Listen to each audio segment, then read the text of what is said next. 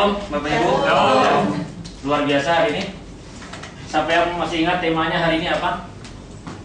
Gigi kita. Gigi kita, gigit kita. Semua mungkin bingung bertanya, gigi kita, gigit kita. Tetapi itu sering terjadi dalam kehidupan kita, betul? Amin? Amin. Harus semangat nih. Masih jangan-jangan nanti pengangkatan kita nggak tahu gitu kan? Ada amin? Amin. Amin. Gigi kita, gigit kita. Kenapa? Gigi kita, gigit kita. Seringkali ketika kita makan, gigi kita malah menggigit lidah kita sendiri, bibir kita sendiri. Betul Bapak Ibu? Betul kan? Nah, gigi kita itu adalah bagian dari tubuh kita. Terkadang kita mau mengeluarkan uang sangat banyak untuk memelihara gigi kita, betul? Kalau giginya misalnya ada yang patah, kita ke dokter perbaiki. Bahkan ada yang pasang gigi palsu, ada yang platina, ada yang emas. Ya, berani mengeluarkan uang untuk perawatan gigi kita. Karena apa? Ini karena penting. Gigi kita bukan cuman sebagai estetika keindahan tubuh kita saja, supaya penampilan kita menarik, tampilan kita menyenangkan, dilihat orang gitu, tetapi itu juga punya fungsi dalam kehidupan kita. Ada 4 tipe gigi dalam gigi kita. Gigi seri, gigi taring, gigi geraham kecil, dan gigi geraham. Semua berbeda-beda maksudnya, berbeda-beda fungsinya. Tetapi pagi hari ini kita mau tahu, kenapa ketika kita tergigit oleh gigi kita, kok kita nggak datang sih ke dokter? Ada nggak yang ketika tergigit sampai berdarah, marah sama giginya, datang ke dokter? Dok, cabut aja semua giginya daripada gigit saya lagi. Nah, kalau dicabut semua, kan obang, selamat pagi Bapak Ibu, selamat siang, begitu kan? Tapi nggak ada yang melakukannya, betul? Tapi kita mau belajar pada siang hari ini, ketika kita tergigit, kenapa kita nggak mau dokter, nggak mau kita cabut, gitu kan? Kita mau tahu ada apa gitu. Kita baca firman Tuhan pagi hari ini dari Roma 15 ayat 5 sampai 7. Mungkin semua BlackBerry sucinya dikeluarkan, Alkitab sucinya dikeluarkan. Sekarang kan semua udah sistem iPad suci, BlackBerry suci gitu kan. Silahkan dikeluarkan semuanya. Kita baca sama-sama. Semua sudah melihat? Ada di depan? Sudah dibantu? Roma 15 ayat 5 sampai 7. Semoga Allah yang adalah sumber ketekunan dan penghiburan mengaruniakan kerukunan kepada kamu sesuai dengan kehendak Kristus Yesus, sehingga dengan satu hati dan satu suara kamu memuliakan Allah dan Bapa Tuhan kita Yesus Kristus. Sebab itu terimalah satu akan yang lain, sama seperti Kristus juga telah menerima kita untuk kemuliaan Allah. Amin. Haleluya. Saya curiga kalau diam semuanya hening gitu kan. Jangan-jangan saya berbicara sendiri tapi tidak ada orang di sini gitu. Nah, ketika gigi kita menggigit lidah kita, menggigit bibir kita, menggigit mungkin bagian dalam pipi kita, sakit tidak Bapak Ibu? Sakit. Sakit sekali, betul? Nggak ada yang nggak sakit, semua pasti sakit. Bahkan sampai berdarah-darah, sampai menangis kita. Ingat, di dalam kehidupan kita seringkali orang-orang yang ada di sekitar kita, keluarga kita, teman-teman di kantor, atasan kita, bawahan kita, seringkali dia menyakiti hidup kita. Seringkali kita merasakan sakitnya minta ampun gak tahan. Kalau gigi kita saja ketika menggigit lidah kita, menggigit bibir kita, nggak ada yang dicabut kan apa? Coba ada nggak di sini yang setelah tergigit terus datang dokter, dok cabut aja giginya, ada nggak? Sudah ada belum? Belum ada semuanya ya? Bersyukurlah, nggak ada yang ompong. Kalau ompong lucu gitu kan? Ketika gigi menggigit lidah kita saja tidak mau kita cabut. Nah, kenapa setiap kita menghadapi dalam kehidupan kita, realita kehidupan kita, di kantor, di rumah, mungkin di tempat studi, atau dimanapun kita berada, ketika kita disakiti, seringkali kita berusaha menghindar orang tersebut. Seringkali kita menghindar, jangan ketemu dia, yang ada kita sakit hati. Itu orang juteknya minta ampun, udah gitu jeleknya minta ampun. Seringkali kita menghindari, tidak mau menghadapinya. Itu yang terjadi, kan? Orang itu membuat masalah dalam hidup kita, membawa trouble mereka dalam hidup kita, dan itu sangat-sangat tidak menyenangkan. Lebih baik kita hindari deh, jangan berhadapan orang seperti itu. Tetapi apa yang Tuhan mau? Kenapa Tuhan izinkan ada orang-orang seperti itu di sekitar kita? Ingat, ketika kita makan, tujuannya apa? Coba Bapak Ibu, ketika makan tujuannya apa? Kenyang, supaya sehat, supaya ada tenaga, betul? Supaya bisa bekerja, supaya bisa memuliakan Tuhan. Ya, Ketika kita makan, kita punya tujuan supaya kenyang, supaya kita tidak sakit, supaya kita punya tenaga. Tuhan mengizinkan semua itu ada di sekitar kita, orang-orang yang menyakiti hidup kita. Tuhan juga punya tujuan. Tuhan juga punya maksud dalam hidup kita. Apa tujuannya Bapak Ibu? Kita perhatikan kalau ayat yang tadi, ayat 5 sampai ayat 7 tadi, sangat jelas di sini dikatakan bahwa sesuai dengan kehendak Yesus. Yesus menyerahkan segala sesuatu kepada kita apa? Supaya tujuannya tercapai. Ayat 6 dikatakan jelas bahwa di situ memuliakan Allah. Kita hidup di dunia ini untuk apa? Memuliakan Allah. Itu sangat jelas.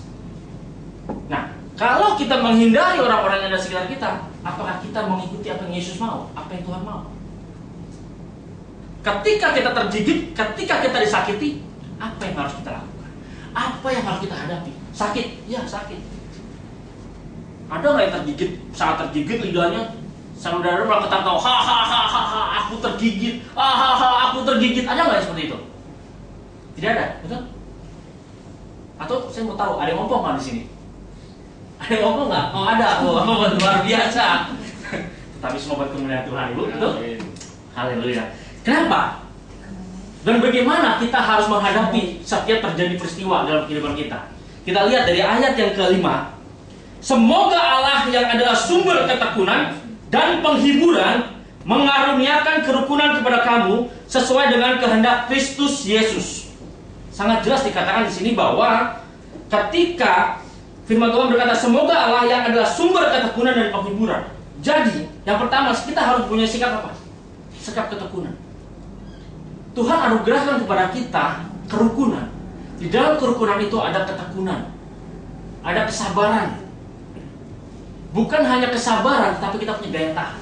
Lihat, kalau orang yang bertekun, dia menghadapi segala sesuatu, ada masalah, setiap ada sakit penyakit, setiap ada orang yang menyakiti hati dia akan bertekun, dia akan bersabar. Oh ya, Tuhan mau kita semakin dewasa. Kita mau sikap hidup kita semakin dewasa. Amin. Amin. Ada amin?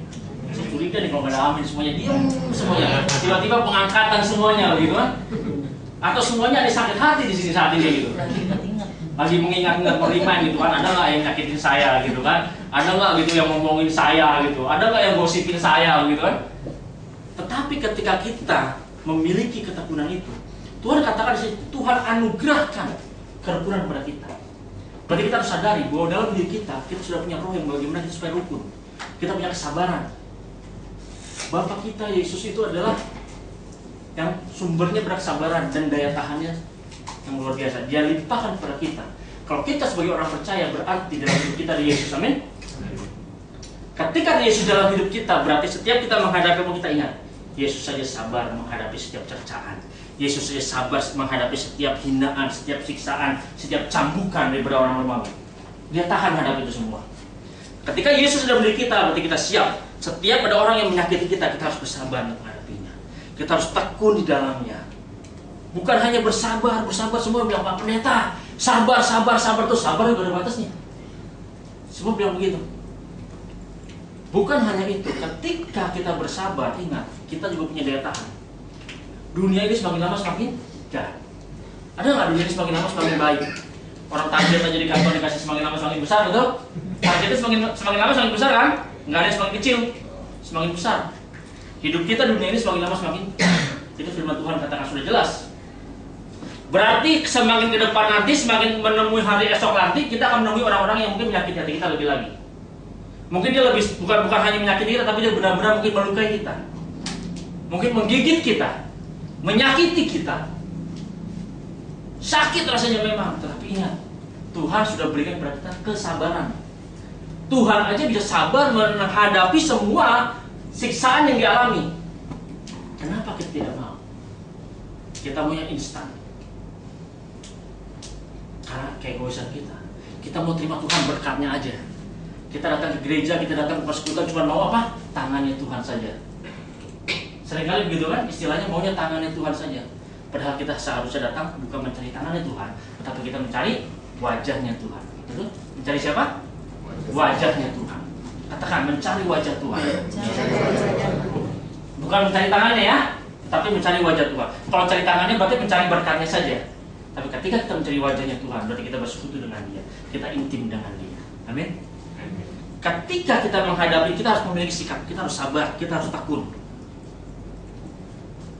Ketika kita makan, seringkali kita tidak sabar, kita terburu-buru, makan cepat, diuber waktu, sebentar lagi udah jam 1, sebentar lagi kerjaan banyak, ditunggu sama nasabah, kita makan cepat, akhirnya tergigit. Siapa yang salah? Siapa yang disalahkan? Masa nasabah disalahkan? Ya kan? Tetapi kita bagaimana bersikap, kita harus sabar, kita harus benar-benar teliti di situ. Sudah jelas dikatakan bahwa bukan hanya itu saja, tetapi di sini berbicara tentang penghiburan. Firman Tuhan katakan bahwa di sini sumber kekuatan dan penghiburan. Ketika kita disakiti, ketika kita merasakan sesuatu hal yang menyakiti hidup kita, ada orang-orang yang menyakiti kita, kita dihiburkan oleh Tuhan. Ketika menghadapi suatu cobaan, suatu masalah, Tuhan menghibur kita. Siapa yang menghibur kita, Bapak Ibu? Roh Kudus, betul? Siapa yang percaya Roh Kudus menghibur? Amin. Roh Kudus menghibur kita. Ketika kita tergigit lidahnya, sakit sekali, kita masih bilang, yang penting kenyang, yang penting sudah sembuh. Intinya seperti itu. Tetapi ketika menghadapi orang-orang sudah ingat, Roh Kudus tidak pernah meninggalkan kita. Tuhan tidak pernah meninggalkan kita. Apapun, sebesar apapun masalah yang kita hadapi, semua itu untuk hormat kemuliaan Tuhan. Ingat tujuannya, kita makan tujuan supaya kenyang. Ketika kita tergigit, kita harus sabar. Tujuannya apa? Kita melatih diri kita. Kita melatih. Seringkali kita mungkin menghadapi, kalau misalnya kita tidak mau sabar, ketika kita tergigit, kita datang dokter, dok, cabut semua giginya, ompong, pakai gigi palsu gitu kan, tetap aja gigi palsu tergigit. Sekarang saya tanya, ketika kita tergigit, gigi ini punya siapa? Punya kita sendiri bukan? Yang memerintahkan siapa? Otak kita, betul? Otak kita saja yang memerintahkan gigi kita untuk mengunyah, masih menggigit diri kita sendiri. Betul nggak? Apalagi orang lain sekitar kita. Kalau tidak mau tergigit, terserah. Kalau Bapak Ibu mau pinjam mungkin gigi tetangga atau gigi sebelah, atau kemudian pinjam buat ngunyah gitu. Kalau memang bisa. Sekarang otak kita yang memerintahkan gigi kita saja masih bisa menggigit diri kita sendiri, masih bisa menyakiti tubuh kita sendiri. Apalagi yang di luar kita, apalagi yang di sekitar kita. Besar kemungkinan itu untuk menyakiti kita. Tetapi kita lihat tujuannya. Kita makan tujuannya untuk kenyang. Kita menghadapi semua itu tujuannya apa? Untuk memuliakan Tuhan. Kita semakin dewasakan dari hari ke hari, dari waktu ke waktu. Amin. Ketika kita tergigit, kita tidak mau dicabut. Nah, sekarang bagaimana kalau kita terjadi perbankan seperti ini?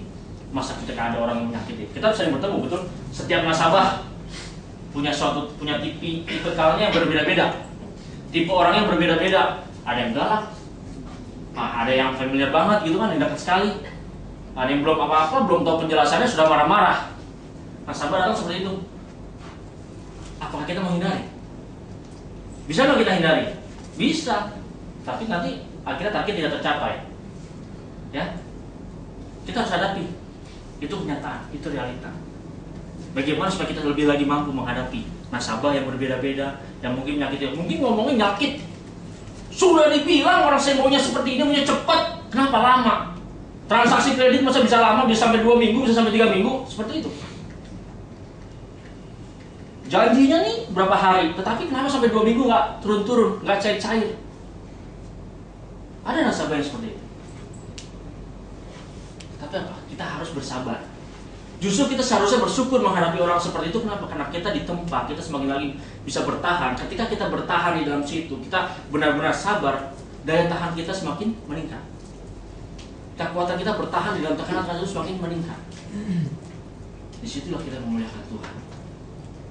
Coba kalau kita bayangkan saat Tuhan Yesus dicabut, itu dicabut, langsung terkelupas kulitnya. Bayangkan, itu lebih menyakitkan ketimbang kita hanya menghadapi nasabah, betul? Ada nggak di sini yang mungkin setiap hari menghadapi nasabah seperti itu? Mungkin kalau ada, tengah-tengah? Nggak ada. Semuanya benar-benar nasabah yang baik-baik, semuanya, waduh, enak sekali gitu kan?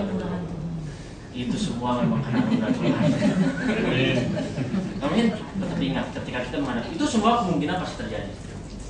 Ketika kita menghadapi seperti itu, pasti nggak mungkin kita bisa hindari, tetapi kita harus hadapi. Bagaimana kita menghadapinya? Dengan kita bersabar. Kita harus tekun di sana. Kita harus bersabar di sana. Sudah sangat jelas. Nggak mungkin dong kita mau menghindari dia. Coba kalau misalnya kita seperti orang tergigit, giginya dicabut, misalnya gigi depan dicabut. Ketika dicabut, ompong berarti kan depannya. Ketika ketemu nasabah, selamat pagi Pak, tapi giginya ompong gitu kan. Bayangkan, ketika selamat pagi Pak, dia bisa dibantu, giginya ompong, apa nggak tertawa itu? Mungkin malu aja dia diem, nahan-nahan, karena tertawa. Lebih parah lagi kalau naik motor mungkin, bunyi peluitan, cuit gitu kan. Giginya ompong depannya gitu kan, begitu dia ompong, cuit gitu. Makanya sampai ada yang pasang gigi platina, gigi emas. Ketika tersenyum, kling, kling. Kita tidak bisa hindari. Tapi kita harus bertahan di dalamnya. Kita harus bersabar. Kita harus bertekun. Maka dari itu, ketika kita bersabar, kita bertekun, kita punya daya tahan di situ. Kita bisa hidup rukun. Di dalam kerukunan itulah kita bisa memuliakan Tuhan. Di dalam kerukunan itulah ada namanya kebersamaan. Ya, ada kebersamaan. Itu yang pertama. Kita harus ingat, ketika kita menghadapi segala hal yang menyakitkan hidup kita, kita harus bertahan dalamnya. Kita harus bersabar di dalamnya. Kita harus memiliki suatu ketakunan. Kita harus tekun dalam hidup kita ini. Yang kedua, ketika kita mengalami bagaimana kita disakiti, bagaimana kita merasa hidup kita sakit sekali gitu. Yang kedua kita baca dari ayat 6. Sehingga dengan satu hati dan satu suara kamu memuliakan Allah dan Bapa Tuhan kita, Yesus Kristus. Siapa? Yesus Kristus, bukan yang lain. Yang dimuliakan Yesus Kristus. Berbicara satu hati, berarti berbicara apa? Kesatuan. Berbicara satu suara, berarti berbicara kesatuan. Berarti kita harus ada di situ namanya kesatuan. Harus ada unity di dalamnya. Berarti ketika kita mengalami suatu kesakitan itu, kita harus apa? Kita harus hidup di dalam suatu kesatuan dengan Tuhan. Harus ada unity di dalamnya. Berbicara kesatuan, bukan cuma dia menyakiti, tapi kita ya sudahlah. Tapi kita harus mengerti apa maksudnya dia, kenapa dia sekarang ini sedang mengarah ke tim engagement, betul? Tim engagement ini salah satunya. Firman Tuhan aja dukung tim engagement, masa kita nggak mendukung anak Tuhan sini, betul? Berbicara tim engagement berarti berbicara di dalam itu ada kesatuan, ada unity. Berbicara unity berarti kita bersama-sama di situ untuk memuliakan Bapa kita di surga, memuliakan Tuhan Yesus. Berbicara unity, berbicara kesatuan, berarti apa? Di situ ada perbedaan kan? Tapi kita harus bisa menerimanya. Bayangkan, kalau paduan suara, kita paduan suara kan ada suara satu, ada berapa lagi suara berapa? Bapak Ibu ada yang tahu? Alto. Suara dua, ada alto, tenor, bass. Ketika mereka, kalau misalnya semuanya tidak mau saling mengerti, jangan suara satu aja semuanya nyanyinya. Bu, suara dua aja bu, jangan suara satu. Pak, suara tiga aja, suara bass aja atau gimana gitu kan? Bagus nggak terdengarnya? Semua berbeda-beda, betul? Ada suara satu, suara dua, ada yang alto, ada yang suara bass. Berbeda semuanya. Nadanya, suaranya semua berbeda. Tetapi ketika dimainkan dengan menerima satu sama lain, yang tahu kapan dia bernyanyi, kapan dia diam, kapan dia bersama-sama bernyanyi, apa yang terdengar? Suatu musik, suatu lagu yang sangat indah kita mendengarkannya, betul? Ketika kita ada kesatuan, kita mengerti, kita bisa memuliakan Tuhan di sini. Coba bayangkan orkestra musik, ada drum, tadi mau bicara mau buat band, ada drum, ada gitar, ada bass, ada piano. Nah, Eva yang main piano, ya. Komplit semuanya. Tim band dari BCA Jakarta, gitu. Ada yang main semuanya. Kalau semuanya tidak mengikuti partitur yang ada, apa yang terjadi? Main sendiri semaunya, semuanya. Yang jebrang lagunya ada pusing bisa di kepala. Tetapi ketika kita bermain dengan partitur yang benar, dengan alur yang benar, dengan struktur yang benar, apa yang terjadi? Ada keharmonisan di sana. Didengarnya enak, amin. Kita bisa menikmati. Begitu pula hidup kita.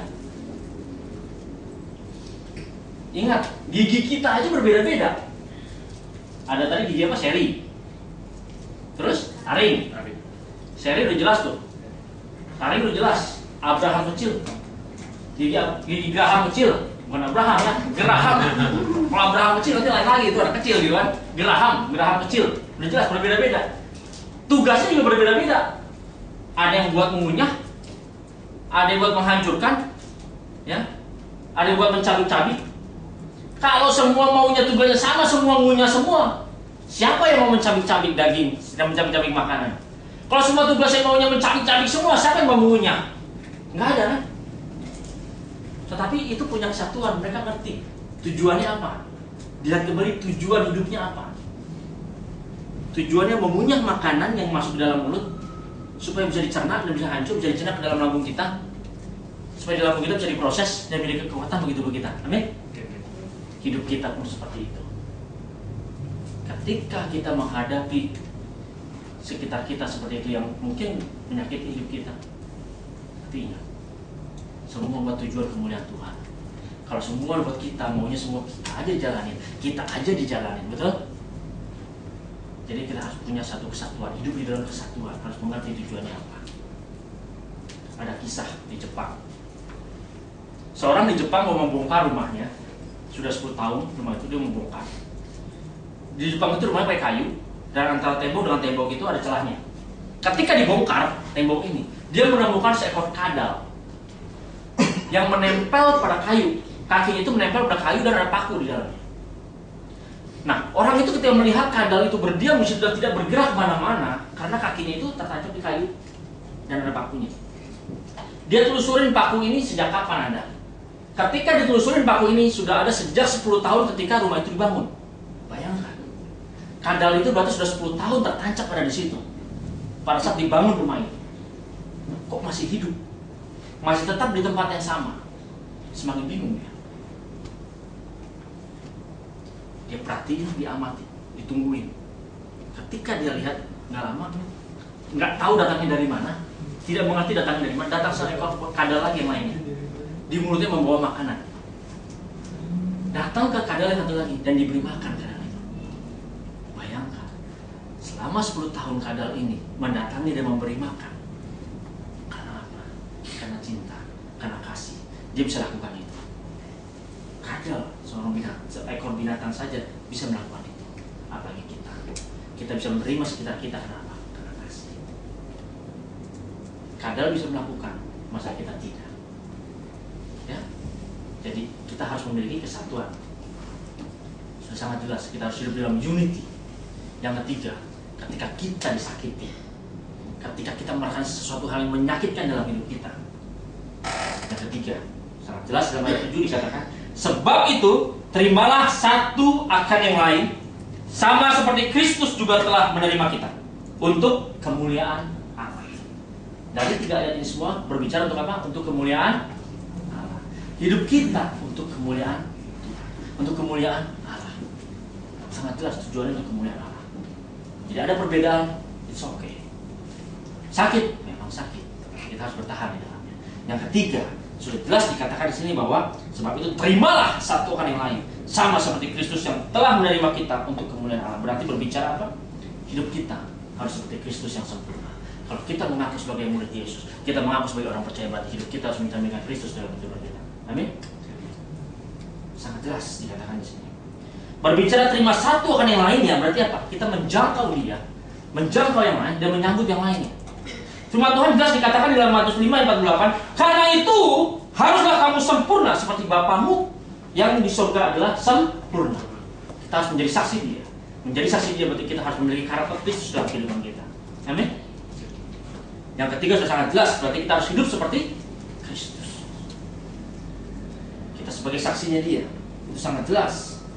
Dikatakan lagi di sini bahwa sebab itu terimalah satu akan yang lainnya, sama seperti Kristus juga telah menerima kita. Siapa yang duluan menerima kita? Kita menerima Yesus atau Kristus menerima kita? Kristus menerima kita. Kita orang berdosa, betul? Kita bersalah, betul? Kita menyakiti hati Tuhan, betul? Kita sering menyakiti hati Tuhan, tapi Tuhan terima kita. Apa adanya kita. Ketika kita mengaku kita bersalah, kita datang kepada Dia, Dia menerima kita apa adanya. Yesus sudah memberikan contoh menerima kita. Orang yang mencambuk Yesus, ketika dia datang pada Yesus, kalau dia minta ampun, diampuni tidak? Diampuni. Dia bersalah, dia melukai hati Yesus. Ketika kita melukai hati Tuhan, kita datang mungkin ke peramal-peramal, kita mungkin sering lihat horoskop. Kita mungkin lihat orang-orang yang percaya meramal bagaimana masa depan kita, berbuat curang, menyakiti hati Tuhan, korupsi. Berbicara korupsi bukan bicara yang ambil duit besar-besar saja loh. Berbicara korupsi sangat jelas. Kita punya ballpoint yang di kantor, sudah awal bulan nih, kita mau ngebon lagi nih, ini bawa pulang aja. Kita bawa pulang aja. Korupsi tidak? Korupsi. Menyakiti hati Tuhan tidak?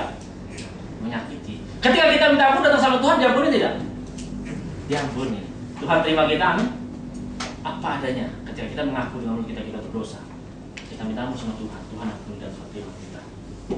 Siapapun kita, Tuhan terima kita. Dia mengajarkan lebih dulu menerima kita. Firman Tuhan sangat jelas dikatakan, sama seperti Kristus juga telah menerima kita untuk kemuliaan Allah. Kalau Yesus saja mau menerima kita, berarti kita pun harus mau menerima orang sekitar kita yang berbeda-beda ragamnya. Seperti tadi team engagement, orang yang datang berbeda-beda, tapi kita mau terima dia, kita mau sambut dia, kita mau cari tahu bagaimana keadaannya, bagaimana bisnisnya, bagaimana situasinya, bagaimana hasilnya, apakah menguntungkan, apakah kabar bahagia, apakah kabar tidak menyenangkan. Kita mau tahu di sana. Yesus mengajarkan kita menerima dia. Berarti kita pun yang sebagai muridnya, sebagai orang yang percaya, kita harus juga menerima orang lain.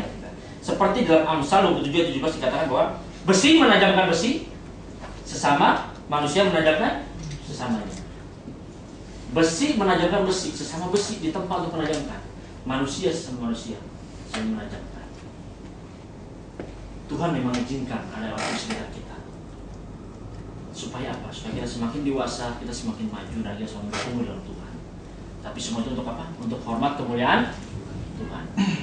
Jadi sudah sangat jelas. Yang pertama, kalau kita disakiti orang lain, kita harus punya ketekunan ya. Kita harus bersabar, kita punya daya tahan, dan Tuhan sudah menganugerahkan di dalam situ buat kita sebagai orang percaya. Yang kedua, kita harus punya unity, harus hidup menyatu dengan Tuhan. Kita harus punya unity, ada komunikasi dengan Tuhan, ada kesatuan dengan Tuhan, bukan kita sendiri, bukan maunya kita sendiri. Yang ketiga sangat jelas tadi katakan bahwa hidup kita harus seperti Kristus. Ketika kita disakiti, ketika gigi kita menggigit lidah kita, bukannya kita mencabutnya, tetapi kita bersabar, bertekun di dalamnya. Kita mengerti tujuannya untuk apa. Amin.